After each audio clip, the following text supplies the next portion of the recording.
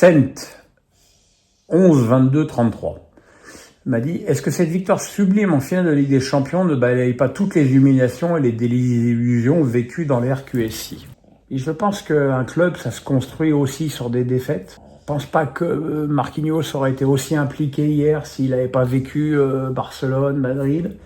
Je pense que l'histoire, c'est un tout. Que contrairement à ce que beaucoup croient, il suffit pas d'aligner les milliards pour avoir une équipe capable de gagner la Ligue des Champions, parce que tu as en face de toi des équipes qui ont du répondant sur le plan financier, que ce soit le Real, le Barça, Manchester City, Liverpool.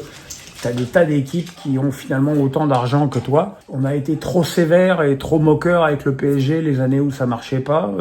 Pas oublier qu'ils ont fait 2 demi-finales et une finale avant aussi. Et voilà. Et aujourd'hui, ils basculent effectivement dans une autre ère. Maintenant, j'ai eu beaucoup de questions qui me demandent si le PSG va maintenant pouvoir lancer une destinée, une legacy, comme on dit. On verra. Ce qui est sûr, c'est que le PSG a une équipe extrêmement jeune, perfectible. Ce qui est ça qui est extraordinaire, c'est que tu gagnes 5-0 une finale de Ligue des Champions et tu peux te dire que tu es perfectible. C'est quand même très, très intéressant pour l'avenir. Johnny Domar me dit: sans Akliouche, sans Cherki, sans Doué, l'équipe de France Espoir de Gérald Batic apparaît bien diminuée à l'Euro dans quelques jours. Quelles sont ses chances à ton avis? Vas-tu suivre le parcours de nos espoirs? Oui, je vais suivre ça. Mais moi, je suis très étonné que une phase finale d'espoir fasse pas partie des dates FIFA et UEFA, et qu'il n'y ait pas donc d'obligation des clubs de libérer leurs joueurs. Donc voilà, mais c'est vrai que mais de toute façon, ça a toujours été comme ça. L'équipe de France Espoir n'est pas une priorité. Ce qui est une priorité, c'est que l'équipe de France A, et qu'aujourd'hui Doué et Cherki, très logiquement, sont en équipe de France A, et à Cliouche peut-être bientôt. Donc voilà, c'est comme ça que ça se passe, et c'est effectivement à Gérald Batic de se débrouiller avec ça. Johnny Domar me dit: que penses-tu du recrutement de Pierre Sage à Lens et de Luis Castro à Nantes? Disons que je suis plus emballé par Pierre Sage à Lens, qui me paraît être totalement dans l'ADN du club, dans l'esprit, et qui, je pense, va tout de suite faire du bon travail et véhiculer des bonnes ondes et donner une bonne image du club. Luis Castro, je le connais moins. C'est sûr qu'il a super bien performé avec Dunkerque, mais dans une équipe sans aucune pression. Donc il y a énormément de pression ni d'ambition à Nantes, mais voilà, est-ce que Luis Castro va trouver à Nantes des jeunes susceptibles de pouvoir répondre à ses exigences? Est-ce que Valdemar Kita le laissera travailler tranquillement? Voilà, c'est un peu tout ça les questions. Franck Le Yazidi me dit: peux-tu nous dire un petit mot sur les supporters parisiens, de la ferveur qu'ils ont proposée partout en Europe, au message exceptionnellement émouvant de la banderole pour Luis Enrique et sa fille? Le public du PSG rassemblé ressemble également à notre société, ce mélange de couleurs et d'origine.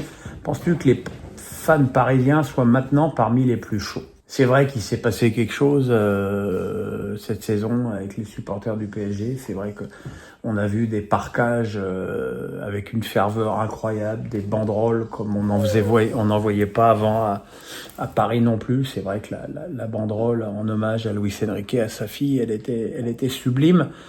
Et c'est vrai qu'aujourd'hui, maintenant, je pense, puisque Manu, par exemple, était au Parc des Princes pour la retransmission du match de Munich, et il m'a dit qu'il avait jamais vu, alors qu'il va assez souvent au parc, il m'a dit qu'il avait jamais vu ça. Jamais il avait vu une ambiance aussi incroyable au Parc des Princes. Et voilà, et c'est quand même... Qu'est-ce que tu fais, toi? Et c'est quand même quelque chose qui change, effectivement, les résultats. Je pense qu'aujourd'hui, la fierté des supporters parisiens, elle doit être à son max. L'envie de poursuivre cette destinée qu'a le club parisien dans les années à venir et de remporter d'autres Ligues des Champions aussi. Puis je pense aussi, comme j'ai répondu à une question là tout à l'heure, je pense aussi que tu vas avoir de plus en plus de supporters du PSG partout en France, parce que la victoire appelle la victoire et la victoire appelle les supporters. Paul Benguigui me dit: je vous ai trouvé hyper généreux dans vos notes d'après-match. Est-ce que c'était sous le coup de l'émotion? Est-ce qu'après avoir revu le match, il y a des notes qui sont peut-être à modifier? Écoute, si je devais modifier une note après le match, je mettrais 10 sur 10 à Doué, parce qu'effectivement, marquer 2 buts et faire une passe décisive à 19 ans, c'est quelque chose d'absolument prodigieux. Dois-je vous rappeler que le PSG a gagné quand même ce match 5-0, une finale de Ligue des Champions 5-0, que c'est la première fois dans l'histoire. Et non, il n'y a pas d'émotion. Je réagis assez peu sous le coup de l'émotion en général. Je suis totalement en accord avec mes notes, ce qui n'est pas toujours le cas. Des fois, je trouve que j'ai été trop sévère ou j'ai mal jugé un joueur quand j'ai revu le match. J'ai revu le match hier.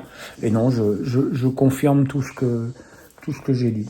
Coach Charel me dit Désiré Doué élu meilleur jeune de la Ligue des Champions, titre mérité ou culture de l'instant après sa prestation en finale. Ah ouais, mais la culture de l'instant, c'est 2 buts et une passe décisive, et surtout premier et deuxième but, premier, deuxième et troisième but, c'est-à-dire les 3 buts les plus décisifs du match. C'est une performance inouïe pour un jeune comme ça, qui était même pas titulaire dans son club il y a 6 mois, et je pense que non, c'est pas du tout la culture de l'instant, c'est totalement mérité. Yves Vesperi me dit, qui aurait imaginé que le Désiré Doué de Rennes atteigne ce niveau au PSG? Ne sens-tu pas venir la Doué mania reléguant Mbappé dans le cœur des Français? On a un joueur hyper talentueux, intelligent, humble, sympa, belle gueule. Son implication dans le collectif, y compris l'aspect défensif, me semble à l'inverse de Kylian qui veut laisser une trace individuelle. Fasse que la méditation ne change pas celui qui va le compter dans le foot mondial et l'équipe de France. Oui, qu'est-ce qu'on disait de Mbappé à 18 ans?